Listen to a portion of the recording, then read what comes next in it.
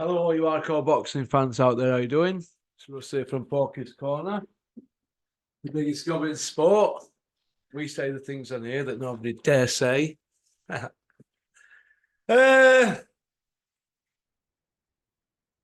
after that video I did, best British fighters of the last 50 years, I've decided to do one. The best 20 British fighters of the last 50 years that never won a world title or didn't get to fight for one. The guys that had bad luck or, they had an injury on night or they were overmatched or... Because some of that list of 20 fighters that I gave you in that the best British the last 50 years, I look at some of them and I think so-and-so were better than you, so-and-so beat you, so-and-so beat you, and he had a better skill set and blah, blah, blah, but he didn't have the right team around them, the right people making the right decisions, because there's a lot of world champions that get gifted titles because they have a following, don't they? But that list that I gave you, people obviously are probably going to give me stick because I didn't put certain people in there, mainly because some of them, like Amir Khan, failed a dope test. Tyson Fury, he failed a dope test, didn't he? So I didn't put him in that list. So there's no dopers. All right. And if there is, obviously I'm going to look shown up now, but I've got a list here of 20 fighters here that never won a world title, but really, if they'd have been matched correctly and maybe trained that little bit harder or had a bit more luck and at the right time kind of thing, I think they would have won a world title. So here's that list. Danny Williams in at number 20. He beat Mike Tyson. I know he washed up Mike Tyson, but his skill set were fantastic and there were a lot of noise about him at one point. He was undefeated for ages, I remember, when he was coming through. So Danny Williams in 20th. Jamie Moore, British Commonwealth European champion, WBC number 1. And they were ready for Canelo. Then he ran into Ryan Rhodes, didn't he? So Jamie Moore, he never got to fight for the world title, Jamie Moore. And he was an exciting fighter. I like watching Jamie. 18th, Nick Blackwell. He knocked John Ryder out, didn't he? But once he ran into Chris Eubank Jr., sadly, touch wood, it were all downhill from there. He got injured, didn't he? Badly injured. Rendell Munro, he fought for a world title. Did he out in Japan? Met Rendell, nice kid. On a different day, a different time, we had a bigger team behind him. I think he'd have been a world champion and dominant. 16th place, Martin Murray. He was robbed against Sergio Martinez. Absolutely robbed royally. So Martin Murray, bad luck. Robert McCracken, he should have been a world champion. Robert McCracken, he would be nowadays with following he had. He had up Birmingham Zulu crowd following him, didn't he, Robert McCracken? Old Big Earn. He should have been a world champion. Gary Sykes, Julian's fighter, for the talent he had and ability and fitness levels, he should have been a world champion. He's got 2 wins over Crawler, who's a millionaire. So it didn't work out for Gary, did it?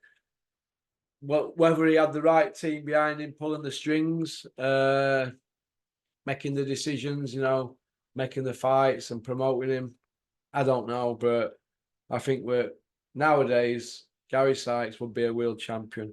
13th spot, Matthew Macklin. We all know he got robbed against Sturm royally. We didn't fear anybody.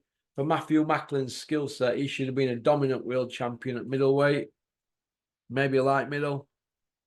Crawford Ashley, he got robbed against Virgil Hill. Fair enough, he got took apart against Michael Nunn, but he didn't shy away from anybody, did he?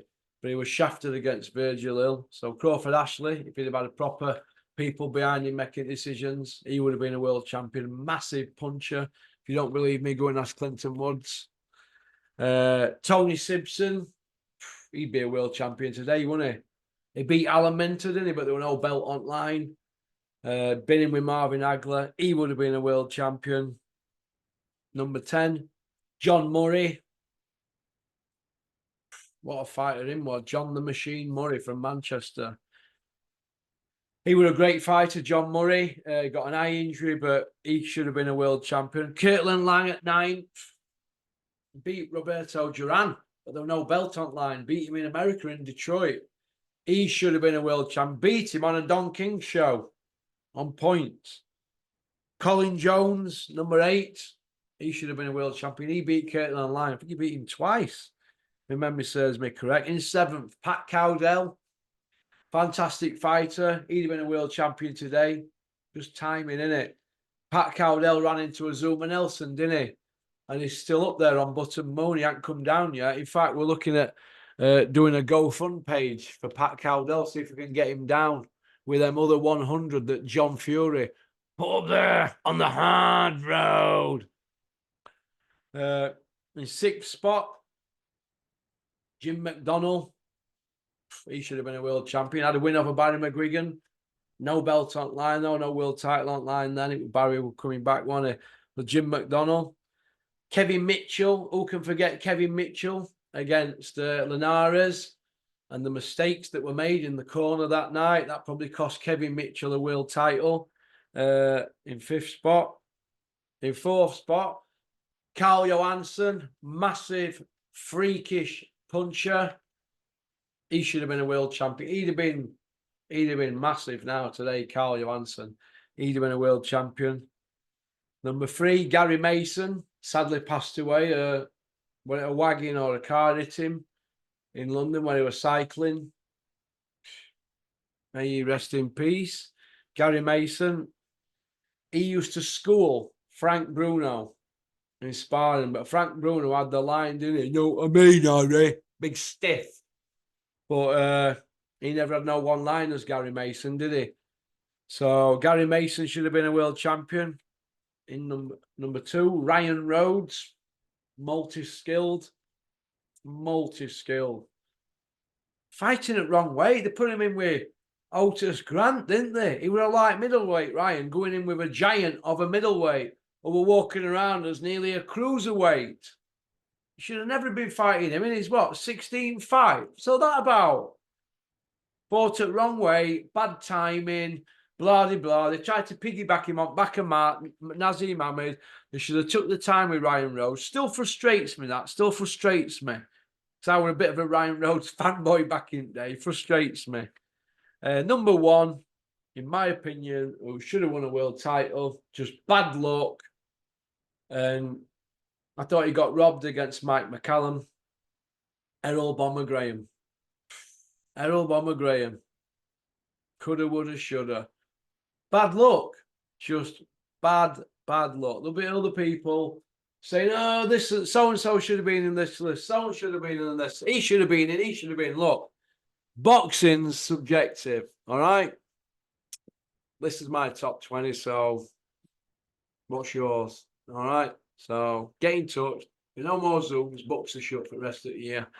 But let me know your top 20 who never won a world title or even never got to fight for one, who should have and had the ability and, bad luck, whether it were injuries, timing, a great fighter who was champion at the time and they just ran into the wrong person. But the skill sets should have been world champions. But it ain't always down to fighter. That's why fighters have to have a great team around them. If you've got a great team around, you can get these opportunities and grab them with both hands and earn really good money. But the main thing is, if you can sell tickets, you're halfway there. But you don't mean to say that you have to brass yourselves off on social media like everybody does today. Brassers, put the work in, and if you're good enough, people will come and watch you. All right? So let's read them out. Johnny Nelson, Jamie Moore, Nick Blackwell, Rendell Monroe, Martin Murray, Robert McCracken, Gary Sykes, Matthew Macklin, Crawford Ashley, Tony Simpson, John Murray, Kirtland Lang, Colin Jones, Pat Cowdell, Jim McDonnell, Kevin Mitchell, Carl Johansson, Gary Mason, Ryan Rhodes, Errol Bomber Graham. All right, what a list that is. Okie dokie. Thanks for liking and subscribing and leaving a comment. Right. I think it's going to be legs and shoulders now and then 2 hours on that table down there getting me touch right. Okie dokie. So peace out, keep on trucking. Keep supporting boxing, don't have nightmares. Thanks for liking and subscribing. And leaving a comment. The Sam Jones, you're still a cocksucker.